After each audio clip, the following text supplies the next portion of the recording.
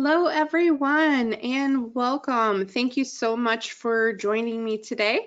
My name is Courtney Peak. I'm on the support team here at PreciseFP.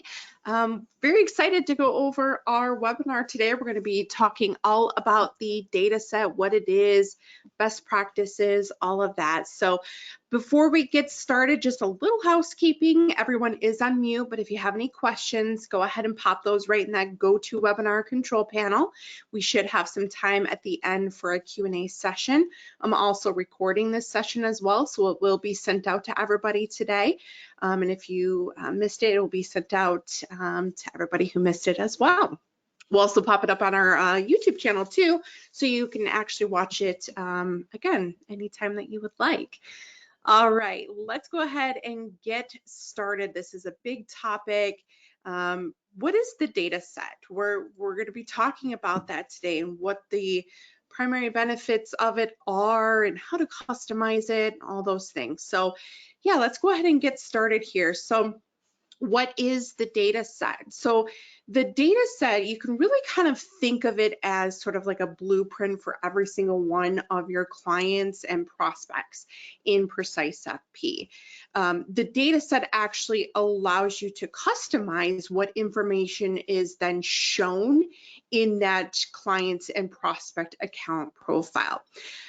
Your PreciseFP account, when you sign up for PreciseFP, actually comes preloaded with a data set that's already optimized for you, really making it so that PreciseFP is truly plug and play, but definitely something that we pride ourselves on and something that I hope I can kind of showcase today and give you some tips and tricks and things like that, some ideas to kind of take away, is to really showcase how you can make PreciseFP a truly fully customizable solution, you know, starting with the form templates all the way down to this data set, aka the client profile.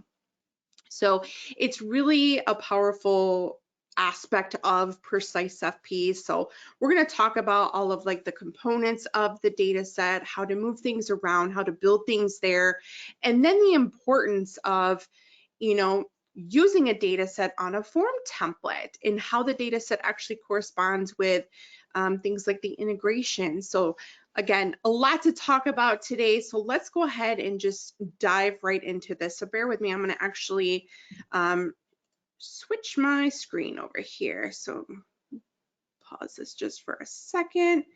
All right, so let's go into PreciseFP. So if you are following along and you are wanting to access the data set, and let's say that you aren't seeing it, that would mean that you are actually not the admin of the account. So only the company admin user of your account at this point in time has access to customize or access the data set.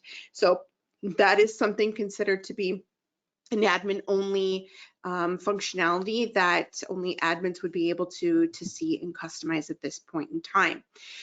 If you are not an admin user and you think that you should be, you'll want to reach out to your admin user of the account and ask that they email us here at support and make that change. That is something that we can do. All right, so to access the data set, you're going to click on the settings button. So the circle icon, this may have your logo or your profile picture here, or may not have an image at all. This is where you can access your settings. So click on the settings and the data set is going to be under application. Again, if you are not the company admin user, you're not going to see this application section here. So here's where we can find the data set. So the data set is here, and as I mentioned, when you sign up for PreciseFP, you actually have a preloaded data set. So let's talk about this look and view that we're seeing here. So if you are someone who may have already kind of dabbled in the template editor and seen kind of the way that you can go out there and you can customize, it's a very similar layout and concept here where, you know, on the right hand side, these are the pages of the data set. So you've got the different you know, client details, employment income, things like that. Those are different data set pages that are already here that you can use. So we try to keep these kind of around like KYC and, you know, financial planning, things like that. So the nice thing is that, you know, a lot of this already, you know, is here for you to use, and we make that so that you don't have to reinvent the wheel. So I always strongly recommend coming out here, and you can click on any one of the pages, and you can kind of scroll down and see what all is here. So this is the page sidebar over here. These are different pages that you can look at and see what's a part of that page. On the top here, this is going to be the header. So this is the name of the page that you're looking at here. And then this is just the main content of the page that we're looking at here. Now within a data set page or a page, you're going to see what we call groups and elements. So like this is a group right here. Credit cards, mortgages is a group. So think of groups as like ways to organize on the page. So within the group, you can actually have elements. So each one of these are elements that you can place into this group. And then when you build your template with data sets, it's actually set up nicely. And we'll look into that too. We'll focus here on the data set, and we'll structure a template built with data sets too, so you can kind of see what that looks like when it goes out to the client as well. So yeah, elements are basically fields that you lay down that can have data input into them.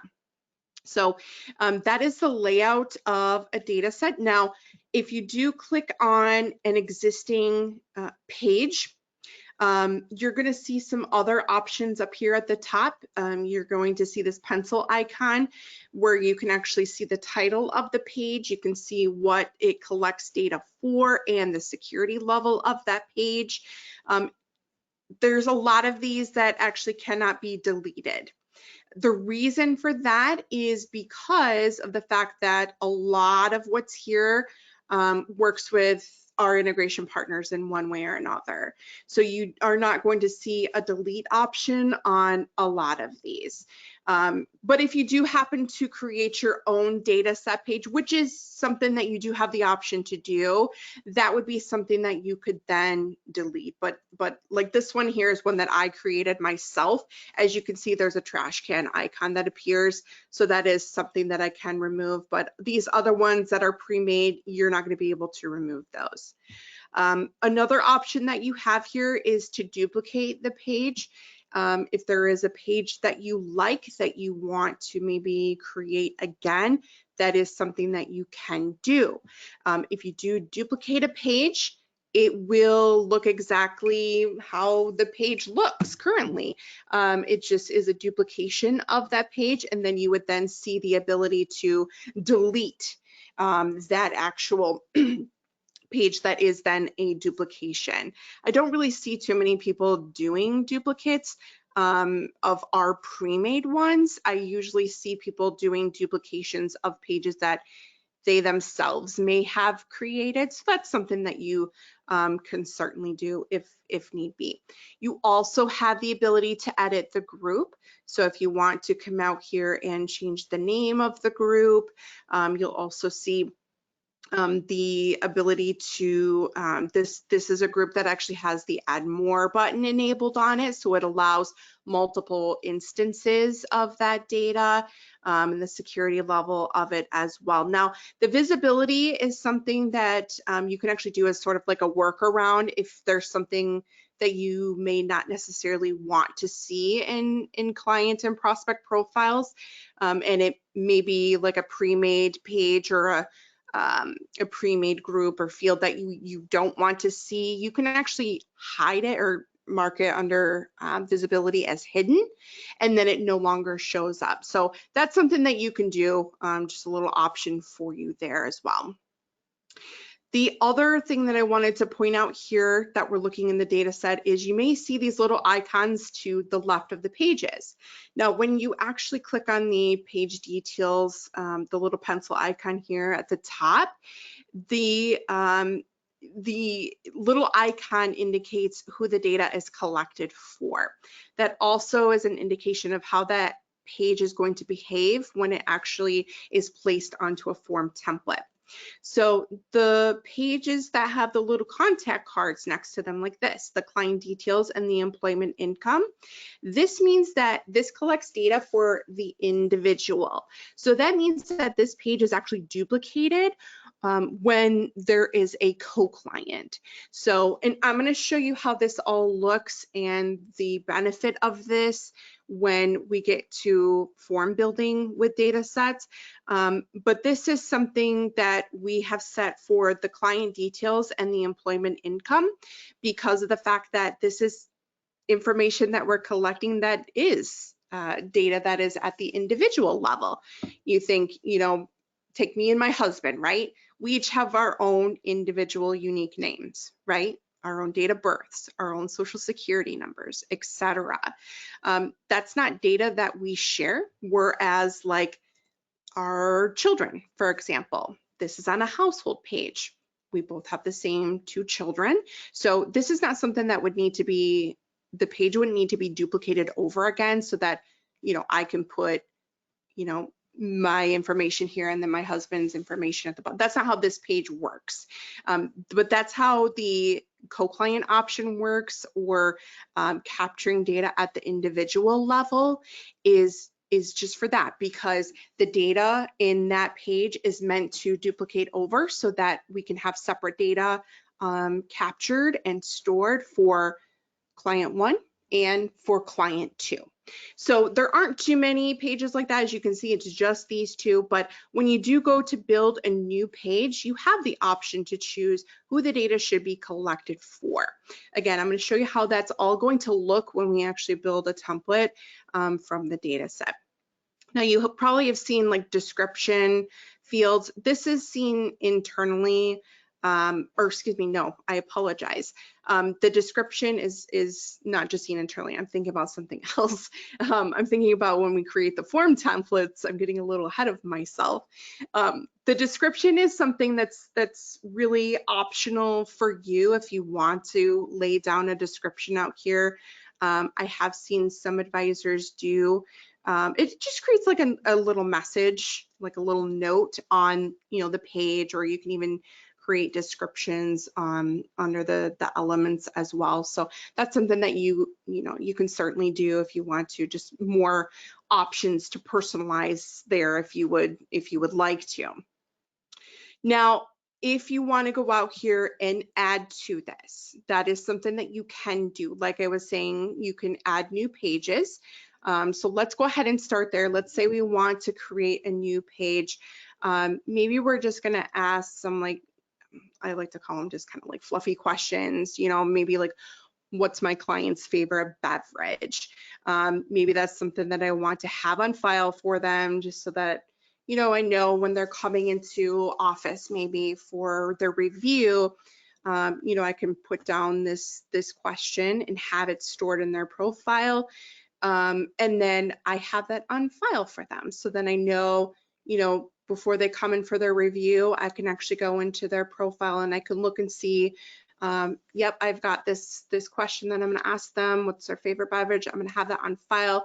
I can go, I can see what their favorite beverage is, and now I've got that on file, and I can store that. That's essentially what the data set does, is it allows you to capture data. The client is filling out data on the form. The data from that form moves to the client profile and it stores there.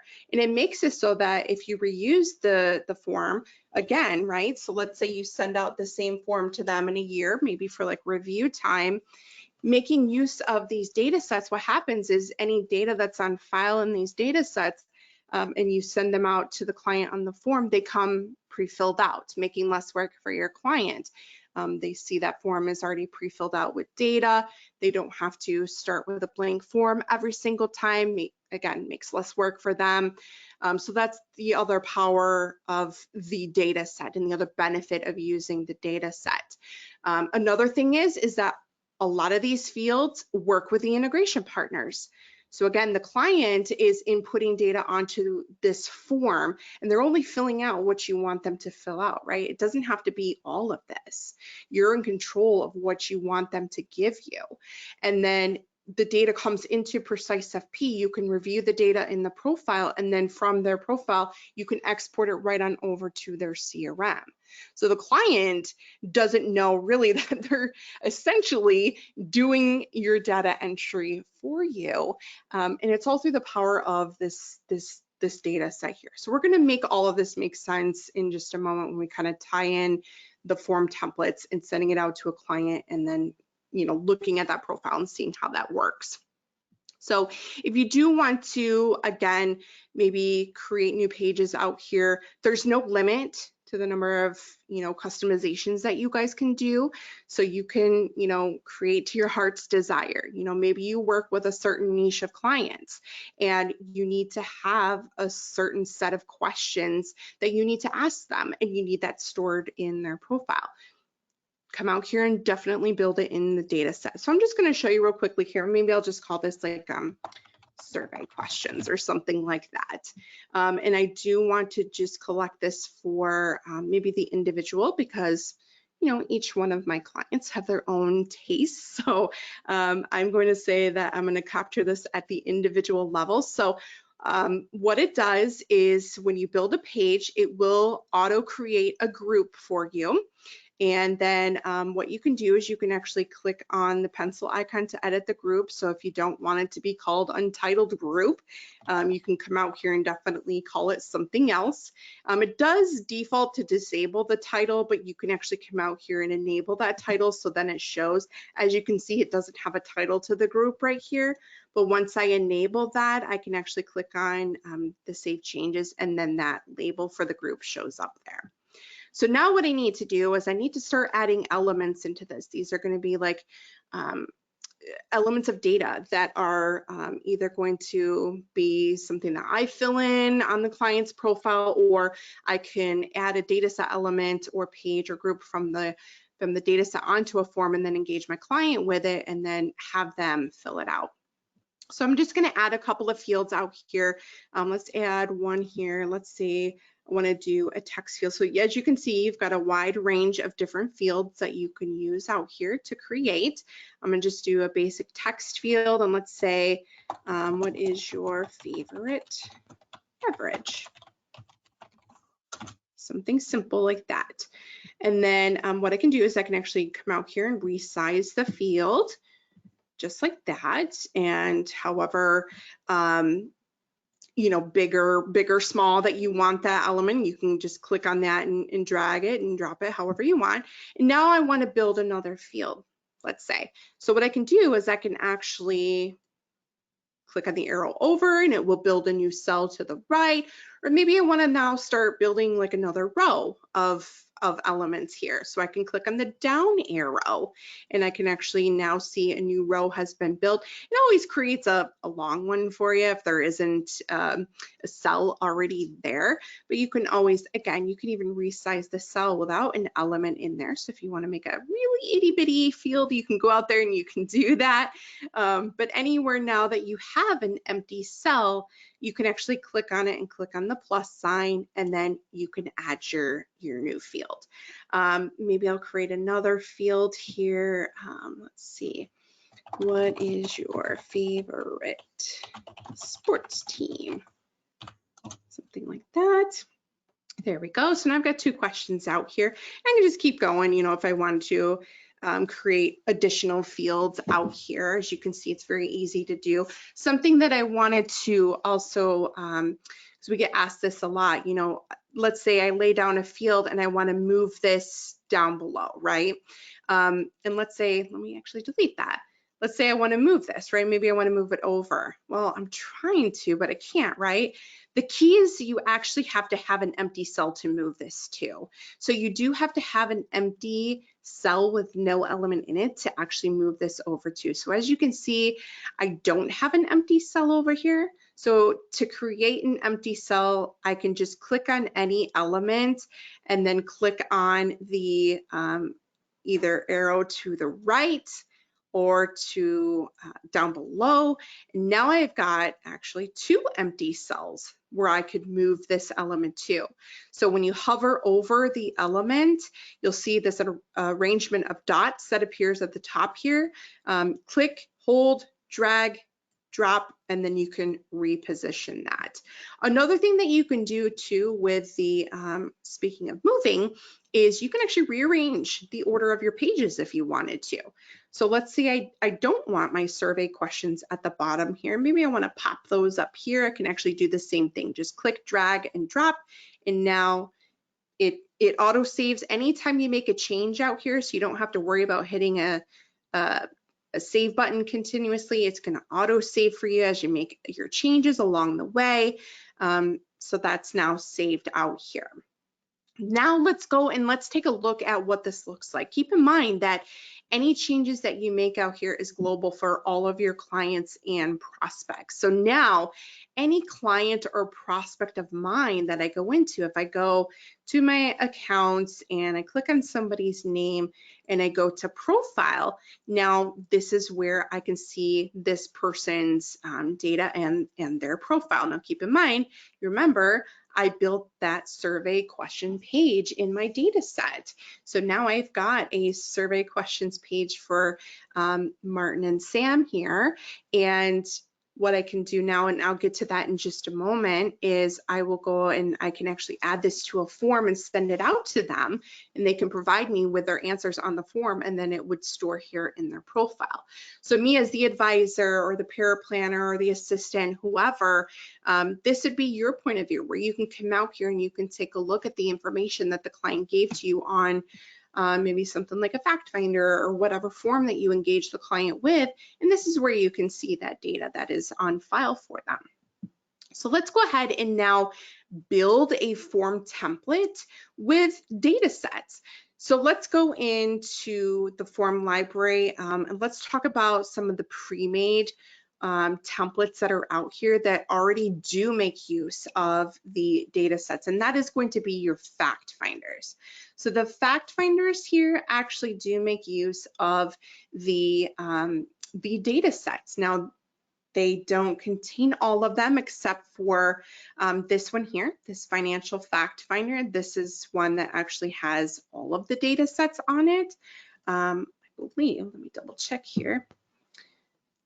Last time I checked, it did, but we've been making some updates to the form templates. But anyways, so the other thing is that you can certainly customize. Yeah, this has a lot of them. It doesn't have the financial professional, so not all of them, but you can always add to it. This is, I would say, the one that has the most is the financial fact finder here. So you've got ones that have integration logos on them, and you may be thinking, well, you know, what is the difference between all of these? Why do we have so many?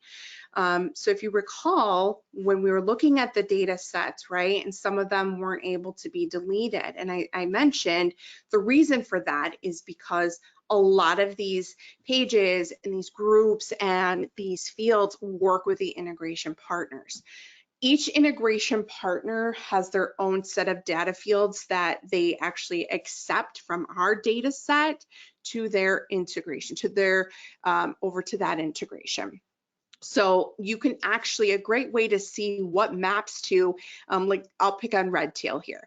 So if you use Redtail as your CRM, a great way to see what data maps over to Redtail outside of, you know, going out here to the knowledge base and, you know, doing a search for Redtail and taking a look at the mapping table. That's one way to look. But another way that you can see what data from the client profile, aka the data set, goes over to Redtail is to come out here and look at the Redtail fact finder. You can click on the fact finder from within the library and do a preview of it. And this is what the form is also going to look like when it goes out to your client. This is just my profile picture that I have here, so it would auto pull in your information. But this is all customizable. We'll get to that in a moment here.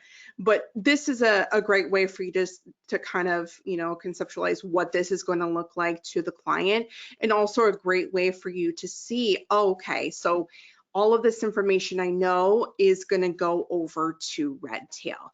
So my client's going to give me all of this information. It's going to come into PreciseFP, and then I'm going to be able to, with a click of a button, push that on over to Redtail. So a great way for you to then kind of see exactly where it lands in Redtail or any integration partner. I'm just picking on Redtail here, is to then take a look at the mapping table for the integration partner in our help center, because on the left hand side here, it's going to show you exactly where it lands in Redtail, the section, the name of that section, and then each individual field. So in the middle section here, it'll show you this is coming from the client details data set, the personal details group, and the first name field. So going back to a client profile here, we can know that when we go to a client profile and we go to the client details page, the personal details group, the first name field, that is going to go over under contacts in the first name field in Redtail. So this is really helpful to see, and that's exactly what we're referring to, where you can locate that information from within PreciseFP, and also where you can locate that information over on the other side too with that integration partner. So these fact finders are a really great starting point for you to use something that you want to have, one, work with integration partners, and also be able to actually have that information be pre-populated for the client. Take, for example, again, I'm going to pick on Redtail again. But the integration here is actually a bi-directional integration. So that means, and this is kind of a best practice here, is if you actually have a client or a prospect that is over in your CRM, what you can do is you can actually import them in before sending them out the form. The benefit of this is that it actually brings over the data that you already have on file for them from Redtail or your CRM or whoever into PreciseFP. And then what it will do is, if you then engage the client with that fact finder, instead of it being blank, it would actually pre-fill with whatever you have on file from Redtail into that form. So then the client opens up the form and they appreciate that they don't have to start with a blank form, especially because they know that they've already given you this information before, right? But they can go through that form and they can see what's on file, they can make changes to it, they can add new data, and then they submit that form back to you.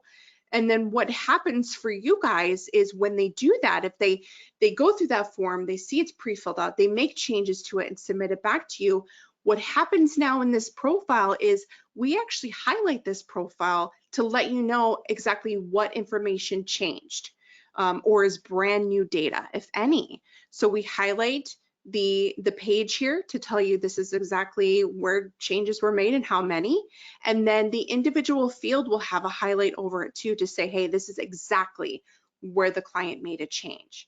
So this is another big benefit of making use of the data set versus just having standard template fields, because don't get me wrong, having just standard template fields definitely come in handy too. Take, for example, our risk tolerance questionnaire. Our risk tolerance questionnaire is not something that is a part of the data set, and that is by design. The thought process behind that when we were developing it is, yes, we want to make things much more efficient for you, for your clients. Pre-filling is definitely a big part of that. But with something like the risk tolerance, we did not make it a part of the data set. And the reason for that is because a lot of our advisors used the risk tolerance on an annual basis. They did not want their clients to be influenced by last year's answers to the risk tolerance, because their appetite for risk may change year to year. So they wanted to make sure that that form was a blank slate every single time. Therefore, the risk tolerance questionnaire is not something that is a part of the data set. Another great example of a form template that's not part of the data set is something like surveys, right? That's not something that you necessarily need, like a satisfaction survey. That's something that if you send out every year, every quarter, every time that you offer a service to them, again, probably not something that you want to have pre-filled out, right? You don't want them to have this pre-filled out. You want to give them their honest feedback for you every single time. So this is another example of a form that actually just consists of template fields. It doesn't consist of data sets. So this is not something that would ever come pre-filled out for the client. So that's something that you want to kind of think about. It's really going to boil down to being personal preference to you and to your firm and how you guys work with your processes. Something like a fact finder, that 130% makes sense to have this be a part of the data set, because a lot of times people are using these with clients on a yearly basis, or even every 6 months, to get a review down with a client. Maybe not so much as like a full fact finder every 6 months. I have seen people use something like this household structure form. It's kind of a light version, if you will. It's really, just this page, contact information, and asking about the household members. This is something that I've seen also used on maybe like a rotation like that. Maybe just kind of verifying contact information and making sure, we've got all the household, members listed. If they had a new baby, they can click on add more and add that, right? That's something that you can do too. But again, it would pre-fill out when I send this out to my client, so they can already see their information on file. Let me actually prepare one for you guys so you can see exactly what I'm talking about. So let me actually use that form, actually this household structure. Let me actually install a clean version of this, because I actually have one already installed. Let's go into the template editor here, and I'm going to show you what I mean when I was talking about template fields versus data set fields. So this is an example of a form that actually consists of data set elements. So you can actually verify that when you install a form template and you come into the editor here and you look at the element itself, you'll see this little connection icon, and it will say connected for load and save. So that means that this field and this particular form is connected somewhere to the data set, and that load and save means if there's data on file in that field that it's connected to, it's going to pre-fill out here. And the save part of it means if the client makes an edit here, it's going to update and save into the corresponding connected field that it's connected to. So you can actually, if you want to take a look and see where the connection is being made, you can click on the pencil icon and you can see, again, client details page, personal details group, first name field. That's where this is connected to and where it's pulling from. Let me show you an example of a template that just contains template elements, and you're going to see what I'm talking about when it doesn't have that connection. So risk tolerance, like I was saying, this is an example of a form that is not part of the data set. So let's take a look at the questionnaire page. None of these fields have that icon. So what that means is I send this risk tolerance questionnaire out to my client. They fill it out. A year goes by. I send them this same risk tolerance questionnaire. None of this is going to be pre-filled out. So that is something to keep in mind when you are going out here and you are maybe customizing and building your own templates, which is something that you can definitely do. As you can see, I have quite a large number of templates that I've built out here and customized. You can definitely do the same thing if you wanted. Just keep in mind, and this goes for any of our existing ones, you're welcome to come out here and customize them. What I can do is same thing like in the data set. I can come out here and I can add new rows of elements if I want to. Keep in mind though, when you do that, when you're adding in a new element, let me just add in a brand new element here. So let me just add one here, and I'm going to just, it defaults to being a blank element. So this is just building a brand new element, right? You've got the same almost the same input elements out here. Let me do just a simple text field. Let's see, I'll just say, what is your favorite type of food? Something simple, right? So as you can see, let's compare this field here. So as you can see, this one doesn't have the connection icon in the upper right hand corner, right? Whereas the birth date does. So this means that this is just a template element. And what that means is I can send this form out to my client. My client can tell me what type of food is their favorite on this form.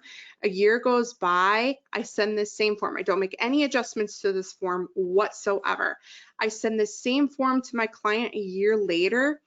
Everything else is pre-filled out, but their favorite type of food isn't pre-filled out. The reason for that is because I don't have this connected to a data set. Something to keep in mind as well is just because you build here in the form template, that does not mean that it's auto-creating in the data set. This is why it's so important to really think about when you're kind of taking that next step and going in and building out your form templates. Is definitely learning about the data set, because you want to think about, you know, okay, I've got this idea of a form in my head. The next question I would ask is, okay, do you need that data to ever be pre-filled out in the future? Do you ever plan on like recycling it and using it over and over again, or maybe again, what have you? And your goal is to maybe have the answers on that pre-filled out. If the answer is yes, you need to build it as a data set. So the best practice is to build everything in your data set first, because it's so much easier to bring in data sets into a form template and have everything be connected than it is to build everything in your template and then have to go build it in the data set and then come into the template and connect everything. It's a real pain in the behind. I'm not saying that it cannot be done, in that you can't go and build everything in the data set and then come out here and connect it. It's just going to be a lot of time. Whereas if I go out here and take, for example, I built that survey page, right? Granted, it is only a couple of questions. Let's pretend it's intense and I've got a lot of questions on it. But imagine that I built that entire thing in my form template, right? And then I send this out thinking that, you know, I'm going to go send it to my client again. And I envision that that's going to pre-fill out, and it doesn't. And the reason is because you only built it in the template. You did not build it in the data set as well.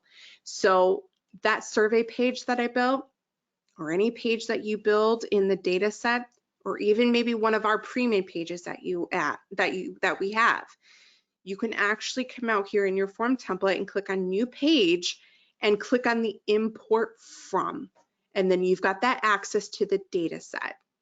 And then it then shows you all of your pages that you have available in your data set. So we built that survey page, right? So I'm going to click on that, takes a few seconds, and then it brings that page into my form. And I can keep going. It is only one at a time, but it's just a matter of clicking on the new page, import from the data set, and then let's say I also want the goals. So I can choose that page as well.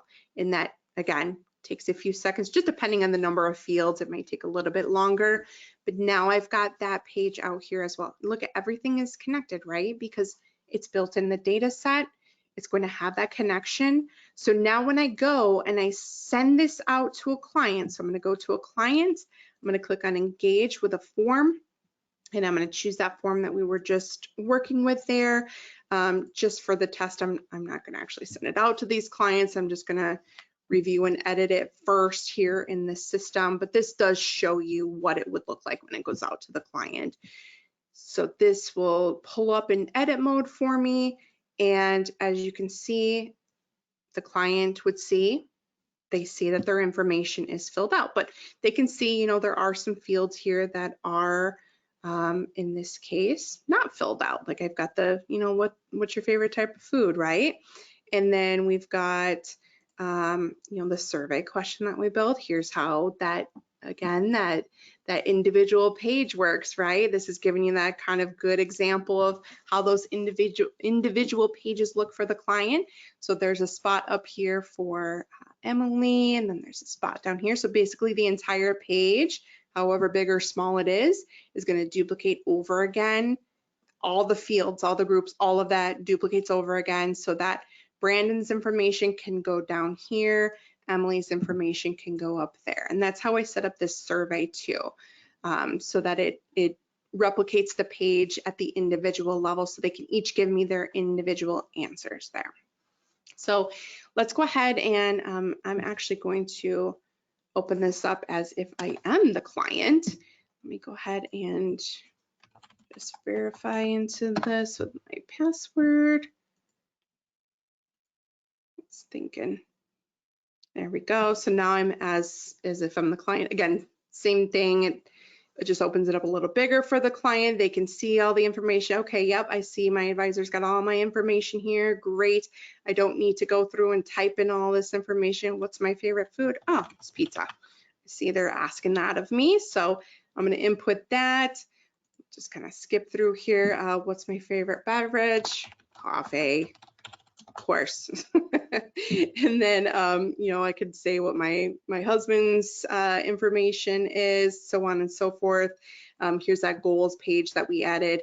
This is something that came from the data set, so I did already have this information actually already on file for my client. I asked them what their goals were at the beginning of last year. So this is something that's really great to actually send out to them once a year if you want it.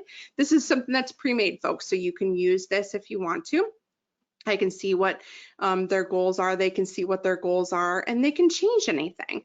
So if anything has changed, right, anything that, maybe Emily's retirement age is now bumped up a year, we can change that.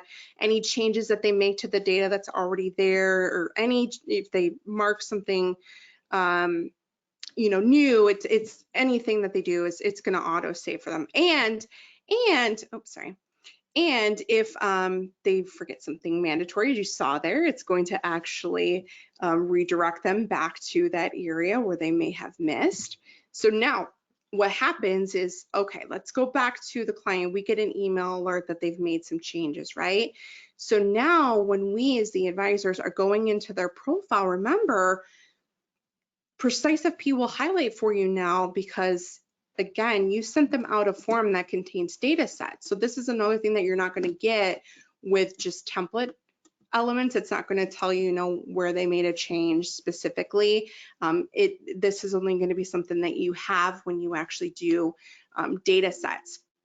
So on this one, we go to the survey questions. Oh, yep, I see my client likes coffee. That's their their favorite beverage there.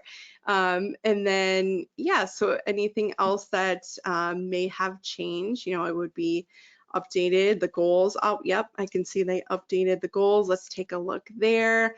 So we'll go to the goals. Okay, yep, I can see that my clients, if I hover over this, they previously told me that they wanted to retire by age 65. I can see that they changed that to be age 66 now. So we had an update there. There's also this history of changes too. So anytime something is updated in this profile, whether it was a integration import or you may be manually updated on the profile, because you can do that. You can manually update out here. Or if the client made an adjustment via a form, we always log who did what and when and what that data changed from. So you always have that record of knowing, okay, this is exactly where my client made a change. Now, if you recall on that form that we sent out to my client that had that question here, and let's pull up the form for my client again and go back to it. If you recall, there was that one field that I created, right? The what is your favorite type of food? That was something that it was only a template element, remember? That was not something that we built in the data set. So let me create this form again for my client. So remember, she filled out and she, oops, let me click on engage here, clicked on the wrong field, and we'll do that household structure. Let me just review and edit it first. Now, if you recall, I put pizza, right? And so now it's a year later and I'm sending this out to my clients. Everything else is still pre-filled out, but that isn't. And that is the reason why. So it's fine if you create template elements. I'm not saying that's a negative. I just wanted to really, drive the message home of, that is probably the reason why, if that is your goal of having it pre-filled out and you're not seeing it, it's more than likely because you didn't create it as a data set. So a singular one like this, it'd be very easy to on the fly go back into your data set.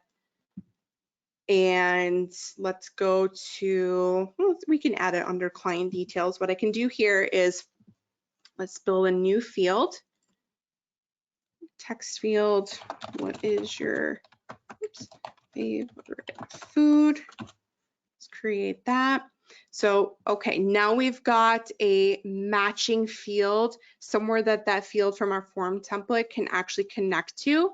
So now what we need to do is we need to make that connection. So you see what I mean? It's a few more steps versus creating it in the data set first and then just importing that field or that page in. It's a lot more work having to go the opposite way because you have the field already created here, but now you have to create it in the data set, which I just did. Now I need to come to the field, click on element details. I need to make that connection. So I locate that favorite food, save changes, and now it's connected. Now this is only going to impact going further. So this is not going to be retroactive to any forms that I sent in the past. So if you send this now, even though the client already, filled this out on a form previously, it's not going to pre-fill out because it wasn't part of the data set before. But if they put pizza now it's going to store in the profile. So then when you send it next year, then it would pre-fill out. So hopefully that makes sense and gives you some help tips there. I always say, again, if your goal is to have things pre-fill out, it is best to build in the data set first and then come out here and you can bring in entire pages. You can actually also bring in individual elements. You can bring in individual elements from the data set, or you can scroll down and you can actually just bring in individual groups as well. So if you are doing a search for individual elements, another thing that you need to keep in mind is it has to be like for like. So this was a field that we created in a page that is set up to be at the individual level.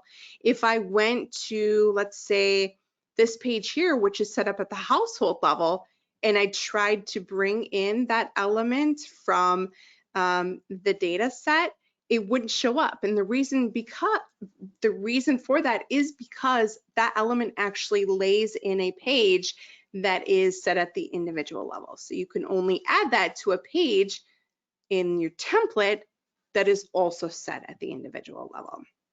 So I know that was kind of a lot of information there. I see a lot of questions coming through. So I think this would be a great opportunity to stop here. And I want to make sure I get as many, if not all of the questions that have come in. So we'll go ahead and I'm going to pause here and I'm going to pull up the questions because I saw a lot of great ones coming through. So bear with me here. All right. Oh, somebody asked, where do we send an email to request admin access? It depends. As long as you are not on an enterprise, like with XYPN, Founders, something like that, you can actually send an email to support@precisefp.com. But what you'll want to do before that is you'll actually want to reach out to your admin of your account and ask that they reach out to us, because we cannot just change you to be the admin without the current admin's permission. The current admin of your account needs to be the one to reach out to us and request that. All right, somebody asked, how should we handle the children page for blended families where the client and co-clients might not be co-parents for all children? That's a great question. In that situation, what I would maybe do, just because not everyone is in that situation, I think for something like that, maybe create like a one-off template. Like you could go to your templates here, and let's say, let me go back to my templates and let me maybe make like a copy of this. This is where I was talking about earlier, where the description is just seen internally. This is something that you could use to maybe help you identify which template this is, and maybe you could say this is for blended families only. And then what you could potentially do is you could actually go out here and customize, go to the household members, and then in the children's section here, what you could do is you could actually have a new element. You could obviously place it anywhere you want, but what you could do is you could say, I don't even know how to say this, who is their parent or something like that. I'm sorry, it's escaping me to create the proper words, but create a multiple option element, and then under advanced editor here, what you could do is you could say, give this group a name called parent, pull in information from the personal details, and use the first name field, and then do create. So what that will do is, oops, I see what I did. Hang on a second here. I didn't create a drop down. That's right. I created a checkbox. I created the wrong element. But basically what this will do is, who is their parent? If you've ever gone around and like looked at our like owner drop down fields and like the assets and things like that, it's a dynamic field where it automatically pulls in their names. This is basically what I'm doing. Oh, you're not seeing the steps? Oh, is my screen paused? Oh, my screen is paused. Oh gosh, I'm so sorry. I'm so sorry, guys. Someone alerted me that my screen was paused. Bear with me. Okay, so what I'm doing here is, well, good, you didn't see my mistake then. What I'm doing is I'm going to the household members page, and I'm going to build a drop-down field. And you could say something like, who is their parent, or something much more clever than that. Click on Advanced Editor. I would maybe give the group a name called parent or something like this. Pull from that personal details the first name field, and then you'll see something like this. It'll say dynamic values. So what that will do is, let me actually create this real quick here for a client. What it will do is it will pull in the first names of the client and the co-client on the form. So this would be something I would do. I would just maybe create like a one-off form, just make a copy of your original form and just make an edit on this. Create the description where it says, maybe this is for blended families, just so you know that this is the one that you want to use. And then when you get to the children's section here, right, you add in your, well, I've got my my children already here actually. Did I add it in the wrong section? I think I did.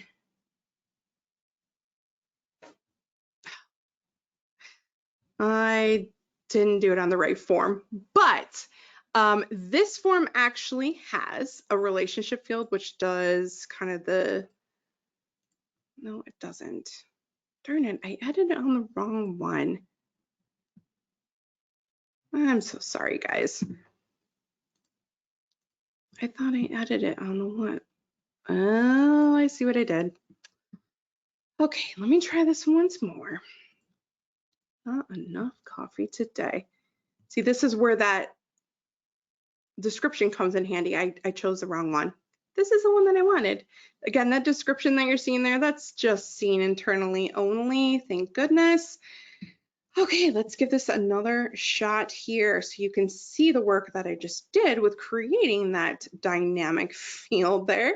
Let me go to the children. Here we go. All right, here is that field that I created. There we go. So what it does is it pulls in, because I chose to pull in from the personal details page, that would only be the client or the co-client. So this is what I would do in that case. Just create something like this. And then, you know, for those blended families, you've got a specific form for them. It doesn't, you know, totally move away from your standard form, but this way it, you know, it adapts to them. So great question. Hopefully that answered that for you. All right, somebody said if we create our own custom elements in the data set, can we enable those custom elements to be shared back and forth with integration partners? If so, how do we do that? Just depends. Just depends. It depends on the integration. It depends on the field. It depends.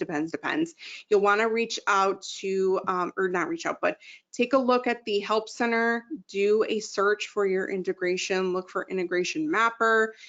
It all depends on if the field that you created, if there's a field for it over in the integration partner that's accessible through the API. That's something that you'd have to look into, do a little digging. You can do that by accessing the integration through the settings and do that. There's videos for the integration partners to see how to add to the mapping.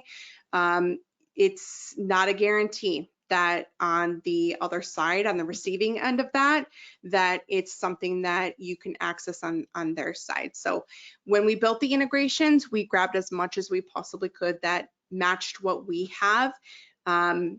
So all of the integration partners are open mapper integrations except for Smart Office and Money Guide, meaning that you can go out there and you can access the mapper and see if you can actually add more.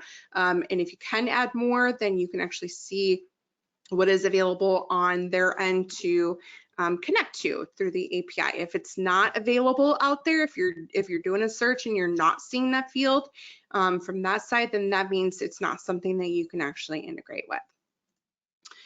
So hopefully that helps, because I just saw somebody else ask that same question too. So yeah, it just depends. It really depends on the integration. So just take a look at the Help Center, do a search for the integration. Like I'm going to pick on Redtail again. They are an open mapper. There is a video on how to use the mapper. So what that would mean is you would go to the integration in the settings, you would click on the integration, and then, oh, I don't have Redtail enabled, so I'll pick on Wealthbox in this case. So I would go, and this is kind of the same concept. You're going to see the sections that are mapped. This is an example of not being able to map to different sections here. But let's say in the client and co-client section here, I wanted to add another field to map. I would click on new field. It's first going to show me, in this case, the available fields that I can access in my Wealthbox instance. Same thing with like eMoney, Redtail, and the other ones that have open mappers like this. The first field that you're selecting from is from the opposite side, so on the integration partner. If you do a search out here and you don't see the field, that means it's not available. If it's not available, that means you can't access it. You can't access it, you can't map to it. So I don't want to say, you know, all fields can be mapped. because they can't. We don't have access through their API to map to everything, but it's definitely worth it to come out here and take a look, because I know like with Redtail, you can create custom user-defined fields, same with Wealthbox, and you can create those custom data sets and you can map the two. But if you have something that's already existing in like Redtail or Wealthbox, for example, and you don't see it out here when you do a search, that means it's not accessible through the API and therefore cannot map to it. All right, folks, that was a lot of information to throw at you. I appreciate you all so much for sticking with me to the end. You guys asked a lot of great questions. Thank you for joining me. I've got our information out here on how to reach us. If you have any additional questions afterwards, live chat is the best way to reach us. You can reach us through the live chat on our website and through the dashboard of PreciseFP by clicking on the chat icon in the lower right-hand corner. We're there Monday through Friday, 9 a.m. to 6 p.m. Eastern time. Myself, my team, we're always happy to help. Again, thank you all so much for joining today. Have a wonderful rest of your day and Happy New Year to all of you. Stay safe.